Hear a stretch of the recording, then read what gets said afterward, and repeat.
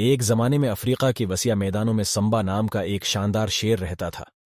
وہ جانوروں کی بادشاہی کا صحیح بادشاہ تھا، جو پرائیڈ لینڈز پر حکمت اور طاقت کے ساتھ حکومت کرتا تھا۔ سمبا کا نالا نامی ایک پیار کرنے والا ساتھی تھا، اور ان کے ساتھ 2 بچی تھی، کوپا اور کیارا۔ پرائیڈ لینڈز سمبا کی حکمرانی میں پروان چڑھی، اور تمام جانور ہم آہنگی سے رہتی تھی۔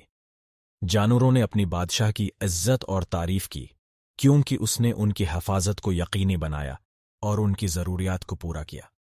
سبزی خور پرامن طریقے سے چڑھتی تھی، اور گوشت خوروں نے زندگی کی دائرے کی پیروی کرتے ہوئے تحمل سے شکار کیا۔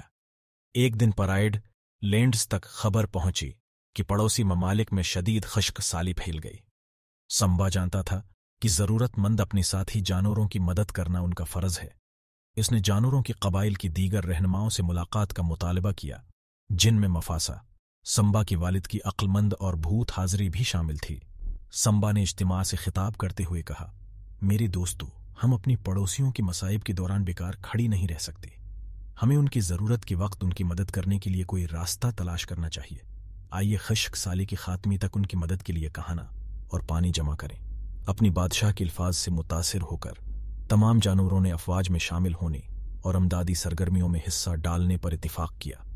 زیبرا اپنی چرنے والی زمینیں بانٹتی تھی، ہاتھی پانی لے جانے کے لیے اپنی طاقتور سونڈوں کا استعمال کرتی تھی، اور پرندی بارش کی کسی بھی نشان کے لیے آسمانوں کا رخ کرتی تھی۔ ان کی کوششوں کے درمیان شینزی کی قیادت میں شرارتی ہائنا کی ایک گروپ نے ان کی مشن کو سبوتاج کرنے کی کوشش کی۔ ہیناس ہمیشہ سے شیر کی حکمرانی سے حسد کرتی تھی اور اس اقتدار پر قبضہ کرنے کی موقع کے طور پر دیکھتی تھی۔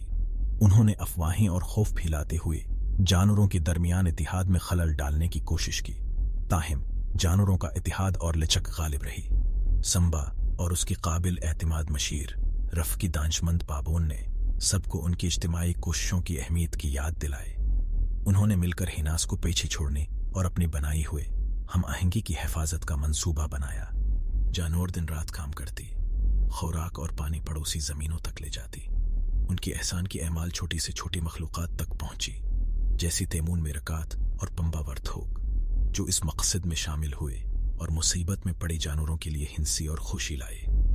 جیسی جیسی دن ہفتوں میں بدلتی گئی، آخرکار بارشیں آ گئیں، جس سے سوکھی زمینوں کو راحت ملی۔ خشک سالی دھیرے دھیرے کم ہوتی گئی، اور ضرورت مند جانور پرائیڈ لینڈ سے ملنے والی مدد کے لیے شکر گزار تھی۔ سمبا نے ایک اور اجتماع کا مطالبہ کیا، جہاں اس نے تمام جانوروں سے اظہار تشکر کیا۔ میری دوستو، انہوں نے کہا، یہ آپ کی شفقت اور اتحاد ہے جس